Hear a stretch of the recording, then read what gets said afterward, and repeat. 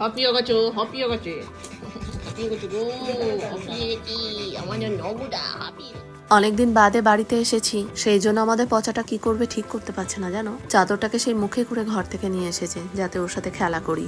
দুপুরের খাওয়া দাওয়া কমপ্লিট, এখন প্রায় 4টে মতন বাজে। দেখো কি বৃষ্টিটাই না শুরু হয়েছে, এত জোরে বৃষ্টিটা নেমেছে চারিদিকটা পুরো সাদা হয়ে গেছে। এত বিদ্যুৎ চমকাচ্ছে আর বাইরে দাঁড়িয়ে থেকে লাভ নেই। চলো ঘরে যাই, একটা জিনিস দেখাবো। এই দেখো এই পার্সেলটা ওয়াইটি শপ থেকে অর্ডার করেছিলাম, গতকালকেই জানো ডেলিভারিটা দিয়েছে। ওয়াইটি শপটা কাদের আমার মনে হয় তোমাদের বলার প্রয়োজন নেই, তোমরা সবাই জানো। তাও আমি একবার বলি তোমাদের, ব্লগার এসআর শঙ্কর আর তার বোন যে শপটা খুলেছে তাদের শপ থেকেই এই লং স্কার্ট দুটো অর্ডার করা। জিনিসটা কেমন এসেছে দাঁড়াও একটু খুলে দেখি আর তোমাদেরও দেখাই।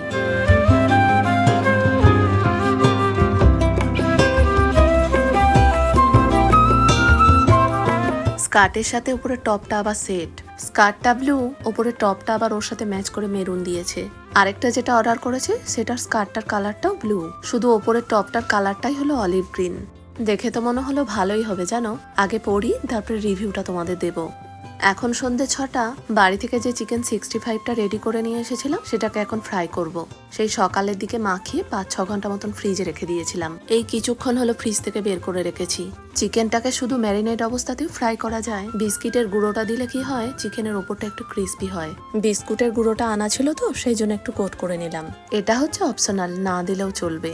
চলো আমার চিকেন 65 রেডি, দাঁড়াও এবার একটু শসা কুচি আর ওপর দিয়ে চাট মশলা ছড়িয়ে দিই। তাহলে চলো আজকের মতন এখানেই ভ্লগটাকে শেষ করছি। যদি ভ্লগটা ভালো লেগে থাকে অবশ্যই যাওয়ার আগে একটা লাইক কমেন্ট করো।